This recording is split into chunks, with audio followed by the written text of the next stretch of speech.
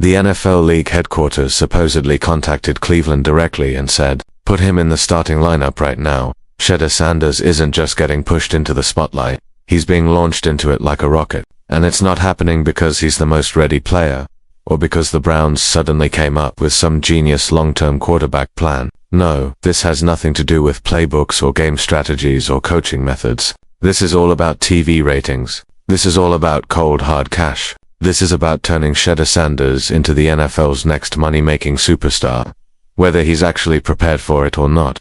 This is a league that feeds on dramatic storylines. And the NFL took one look at Cleveland, boring, beaten up, desperate Cleveland, and saw a fresh opportunity to package and sell excitement. If you want the real inside story with all the messy details they never show on the highlight reels, go ahead and hit that subscribe button. And if you're sticking around to watch how this Browns quarterback drama unfolds, you definitely need to be subscribed. Put him in the game. Stick him under those bright lights. Let him either soar to greatness or fall flat on his face. Just make sure it's big and dramatic. Let's face facts here. This isn't football anymore. This is pure entertainment. It's the NFL's billion-dollar reality TV show, and the Browns have suddenly discovered themselves right in the middle of a machine they have zero control over.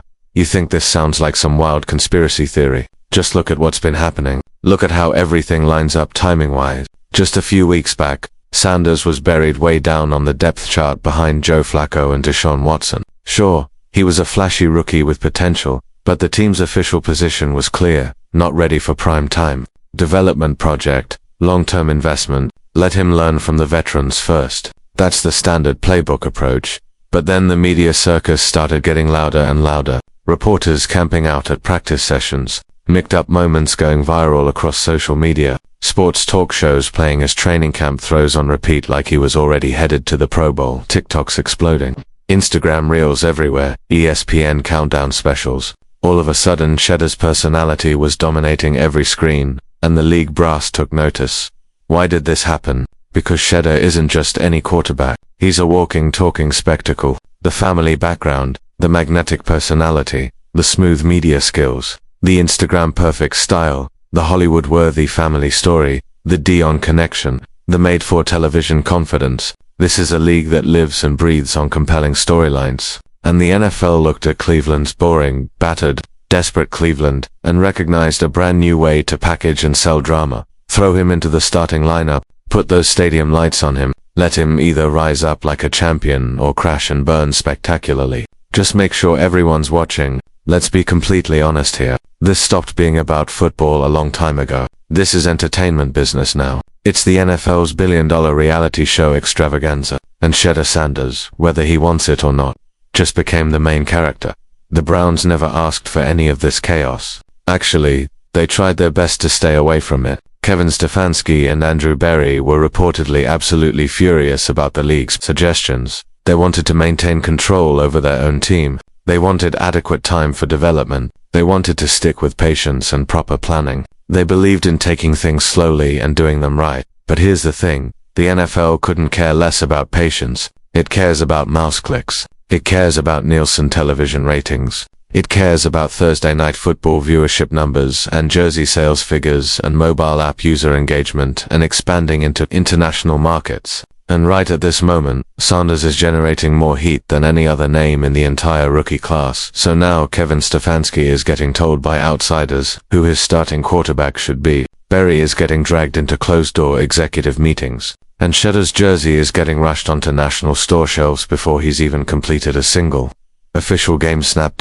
You feel that tension in the air. That's not natural momentum building up. That's crushing pressure. Devastating league-approved pressure. Because when the NFL decides you're going to be the next face of the entire league, it doesn't politely ask for your opinion, it simply tells you what's going to happen. And let's be brutally honest here, this has absolutely nothing to do with proper player development, and everything to do with creating a spectacle that sells tickets. The league doesn't give a damn if the Browns are actually ready for this. It doesn't care whether the playbook matches his skill set. It doesn't care if the offensive line is still shaky or if the rookie has barely had enough time to build chemistry with his receivers. It just cares that Cleveland versus Baltimore sounds way more exciting with Sanders running the offense. Can you see where this whole thing is headed? They're not just promoting his career. They're setting up a narrative structure, one that's bigger than football itself, one that drives pure emotion in viewers. They want drama and conflict. They want a young prodigy. They want the incredible highs, the crushing lows, the costly mistakes, the inspiring comeback story. They want all of America glued to their screens, because if Shedeur flames out completely, that becomes a compelling story. If he dominates the competition, that becomes a franchise-changing event. Either way, it's pure ratings gold. And the Browns organization, they're just the stage where this drama plays out. Let's talk about the real consequences of this media circus. Shedeur is now trapped in an absolutely impossible situation. He's expected to single-handedly save a cursed franchise while also propping up the league's television viewership numbers. He's being fast-tracked through a development process that normally takes multiple years, not just a few weeks. And you have to seriously wonder, is this actually a deliberate setup for failure? Because if he struggles during those early games, who's going to get blamed for it? The league office, the front office executives, the team ownership? Absolutely not. He will take all the heat. The exact same media machine that put him on this pedestal will turn those cameras around and declare, "Look, we told you he wasn't ready." Completely overhyped. Just another bust story. But this entire situation was never fair to begin with. This is exactly what happens when football stops being about football and transforms into nothing but content creation. And Shedeur, whether he fully understands it or not,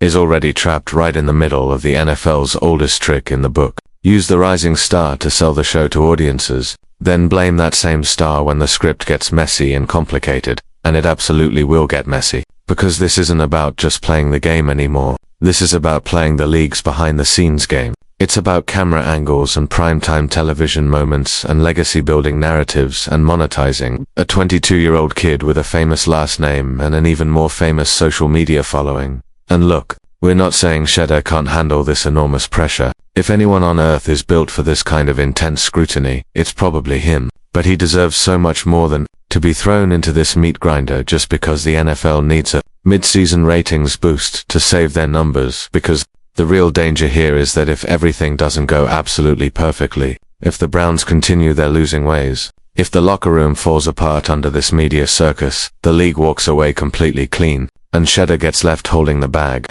taking all the blame. And that's the dirty truth nobody wants to say out loud in public. This isn't about what's best for Shedeur's career. It's about what's best for business profits. And when that becomes the top priority, everything else becomes completely disposable. The player, the team, the entire season, all secondary to selling the story. So what happens now? Will Stefanski cave to the pressure and start Sanders just to get the league office off his back? Will team ownership roll over and play nice for the cameras, even if it means sacrificing long-term stability for short-term hype and publicity? Will Shedeur rise above all this chaos and actually deliver under the brightest, most artificial lights football has to offer? Because make no mistake about it, he's not just being handed the keys to the franchise. He's being dragged onto the biggest stage in professional sports with every single spotlight pointed directly at his helmet. He's not just reading defensive formations anymore. He's navigating league politics and corporate manipulation, and you absolutely cannot game plan for that kind of pressure. So tell me right now, is the NFL exploiting Shedeur's hype for pure spectacle?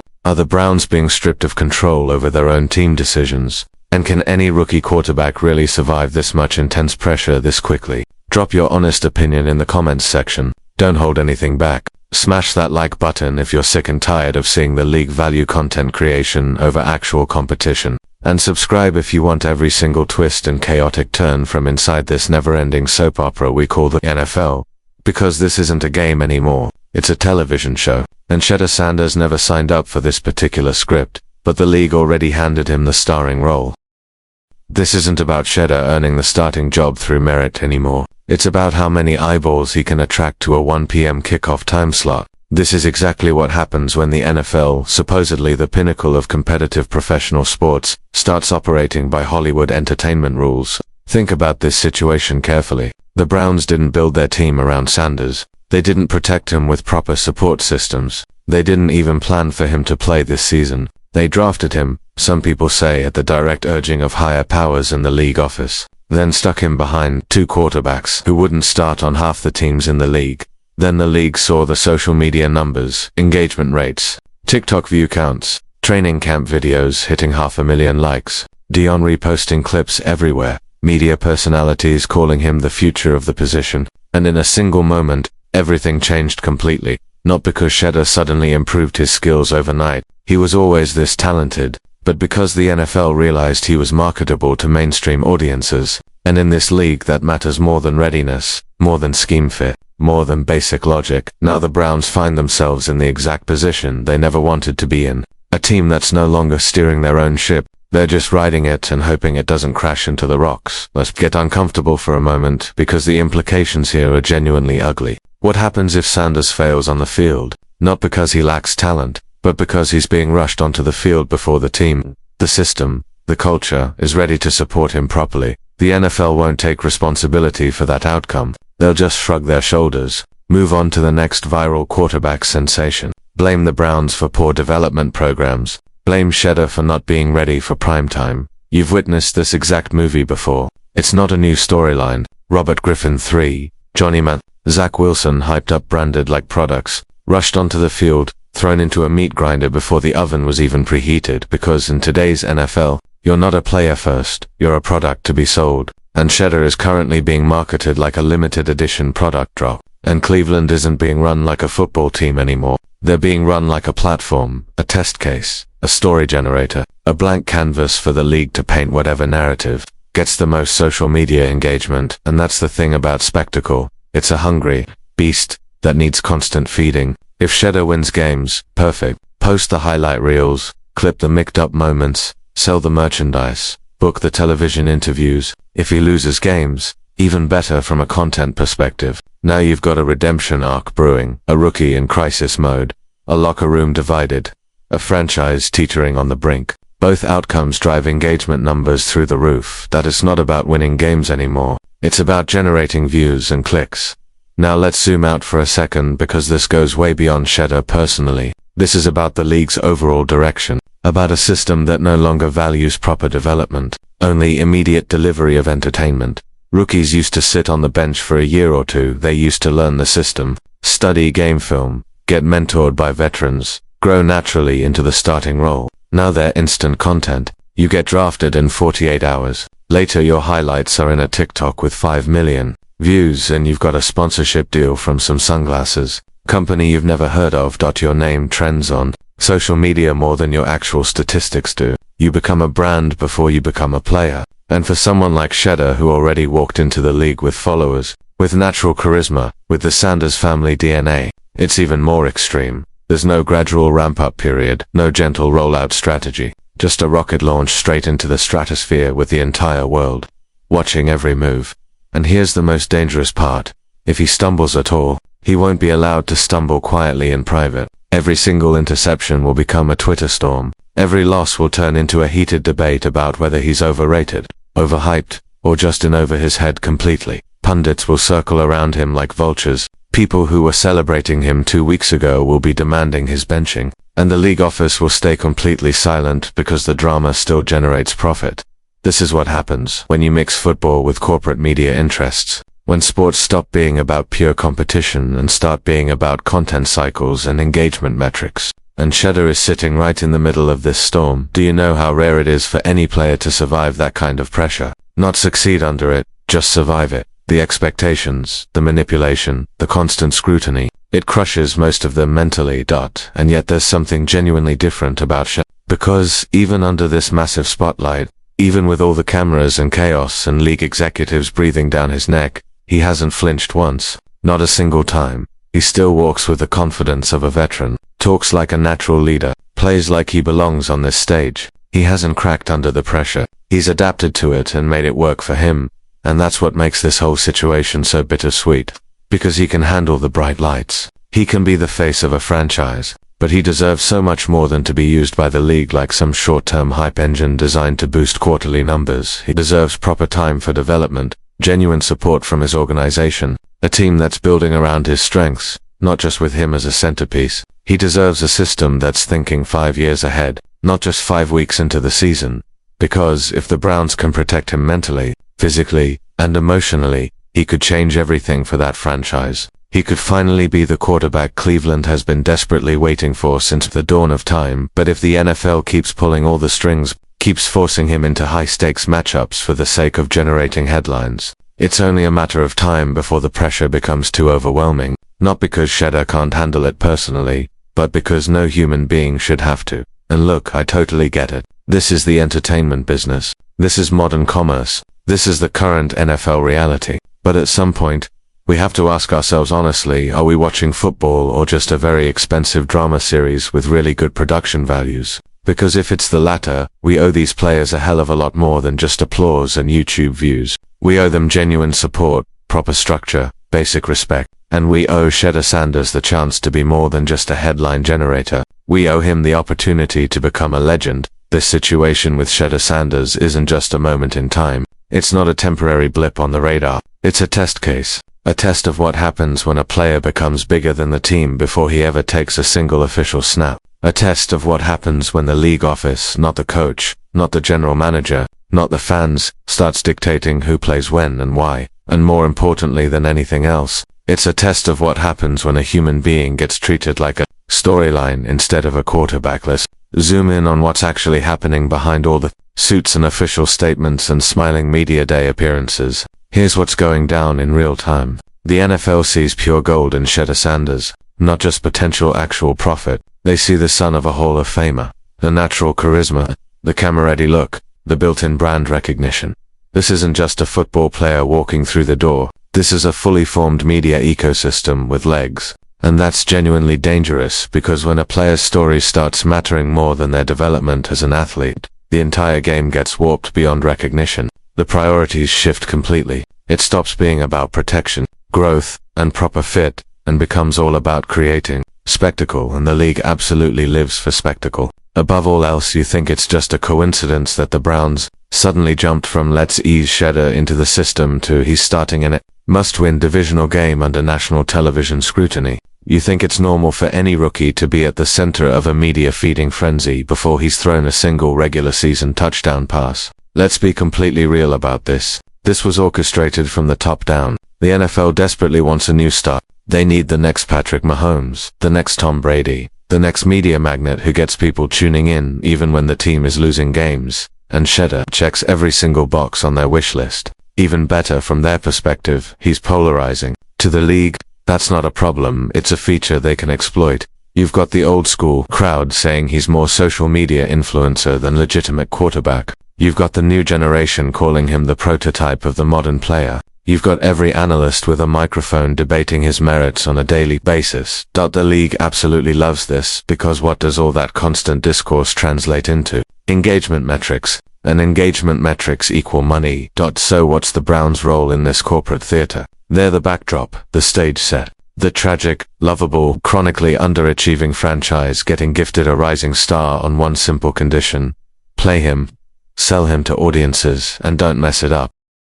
But that's the trap, isn't it? Because the Browns were never ready for this kind of spotlight. This is a franchise that's barely figured out how to walk without tripping over its own shoelaces. Now you're asking them to manage one of the most high-profile rookies in recent NFL memory. It's like handing a Lamborghini to someone who just got their learner's permit and saying, don't crash this thing. And by the way, everyone will be watching. Who gets hurt if they do crash? Shedeur takes the hit, because the league can walk away clean. The media will move on to the next story. The fans will eventually forget. But the player, the actual person, he's the one who will wear that label forever. Bust. Overhyped. Another Sanders who couldn't make it at the highest level. And that's the absolute worst part of this machine. It uses you until it breaks you. Then it tosses you onto a cold list of forgotten names filed. Under could have been great. So let's ask the hardest question of all. Is Shedeur being set up to succeed? Or is he just the latest rising star getting thrown into the fire to light up a few primetime television slots,